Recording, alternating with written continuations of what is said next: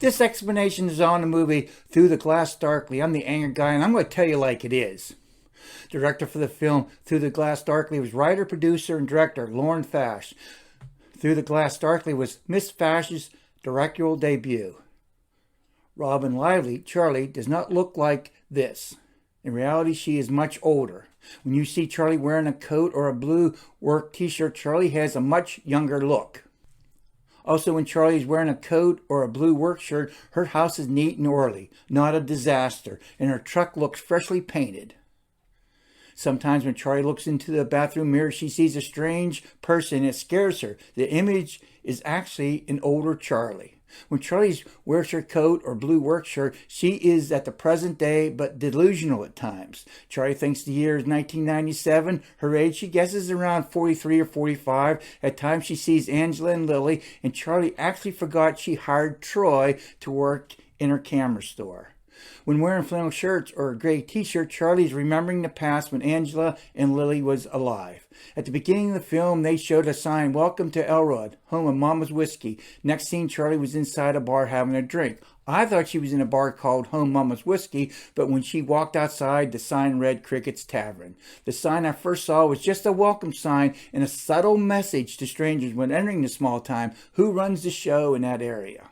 While Charlie was in the bar, a special news report came over the TV. Ella D. Carmichael, granddaughter of Mama's Whiskey, has officially been declared a missing person. After hearing the awful news, Charlie said to herself, "It's happening again," and lost all track of time for a bit. What Charlie meant was her daughter, Lily, was kidnapped years ago and no suspects were ever found. Plus, hearing Ella D. Carmichael was kidnapped triggered something called lucid mania. It's a symptom of Alzheimer's. Charlie became partly delusional. Also, she was in a disturbed state and started to have illogical thoughts. After leaving the bar and entering her house, Charlie thought she'd seen Lily in her house and Angela was back in her life.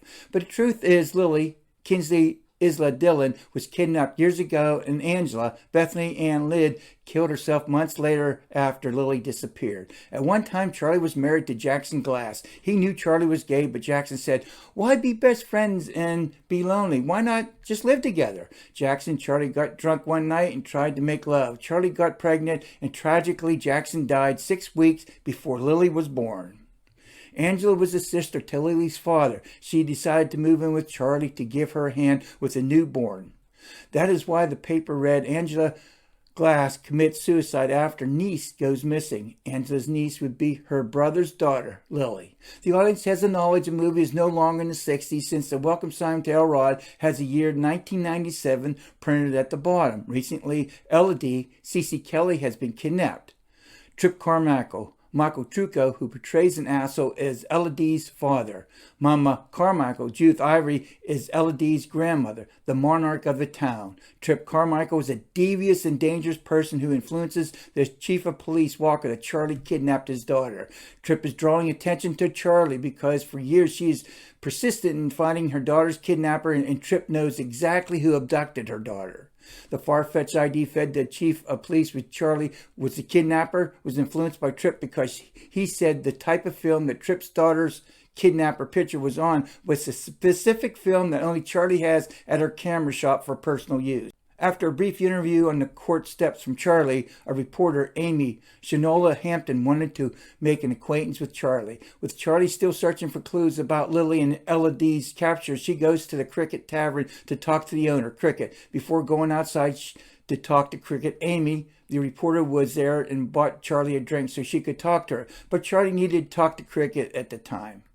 Eventually, Cricket told Charlie one night when she worked at Rebels 20 years ago, Cricket saw Trip Carmichael drag a lady off stage and then outside to be seen never again. So that night, Charlie went to Rebels and realized quickly that was not a good idea.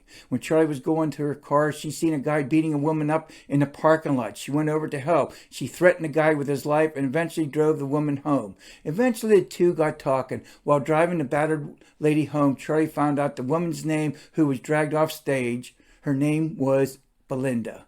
Next morning, when Charlie was taking out the garbage, the reporter Amy, the reporter at Cricket's bar the day before, pulled up and talked to Charlie. She convinced Charlie to have a cup of coffee with her because Amy believes Charlie's reasoning. Her kidnapped child and the recent kidnapping of Ella D. Carmichael are connected. Also, Amy believes Charlie there might be some sort of conspiracy in the town about the two kidnappings. Amy went on to explain to Charlie she wants to help for her own personal reason. After going back and forth with each other, Amy told Charlie she knows the lady's name who Trip Carmichael dragged off stage from a police source and knows where she lives. They went there and they found Belinda Jones, CeCe King. She was a cynical lady, but Belinda told him to talk to Marianne Childers, Joy Jacobson, to confirm Trip Carmichael is a sadistic human being. After visiting Marianne Childers and hearing her heart-wrenching story, Charlie and Amy decided to pay Trip Carmichael a visit unannounced. Scared to death, Charlie and Amy walked around Trip's house to find anything that could connect them to the two kidnappings. Luck was on their side and they found two objects, a roll of film and a note reading, "You can't run away from the past."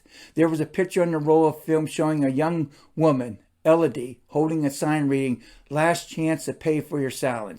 Someone is blackmailing Trip Carmichael for his horrendous acts against young children. After seeing what was on the roll of film from Trip's house, Charlie and Amy went to the library to do more research on Trip. While doing research in the library, Charlie found a picture on a display that semi-matches a recent picture they developed. Charlie recognized where the elderly might be held captive. It's the warehouse where home of Mama's whiskey was distilled. Before leaving the library, Amy called Brandon, a police officer she trusted, to tell him where they and Charlie were going. It's at the warehouse where the home of Mama's whiskey was distilled. After getting to Mama's whiskey distillery, quickly the police rounded up Charlie and Amy. But before leaving the warehouse, the police found Lily's hair in a whiskey barrel. Quickly, the police took Charlie and Amy to the police station for questioning. After all the chaos and the unbearable news told to Charlie at the police station, Amy proved to Charlie she has been in a delusional state. Amy gave Charlie a mirror and she saw her true self in the reflection. But Chief Walker still believes Charlie has something to do with the kidnappings. The audience will find out how Lily was kidnapped and why Angela hung herself. Amy went to visit Charlie to go over suspects in her who kidnapped Elderly. Charlie came across a photo showing Elderly peeking out her trailer window at Serenity Point. That's where Belinda Jones lives. After that, all hell breaks loose at the 1 hour, 29-minute mark in the film. A lot of information about who's who, how they are related, and who did what to whom. For now, we see through our glass darkly, but then face to face.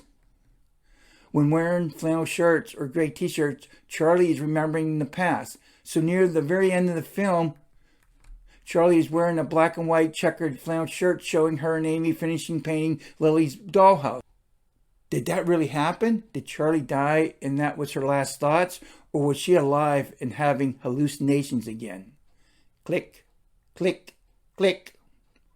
Or Charlie is alive and has full Alzheimer's and still posting Lily's picture. I don't know. Thank you for subscribing. Appreciate you viewing and value your comments. Thank you.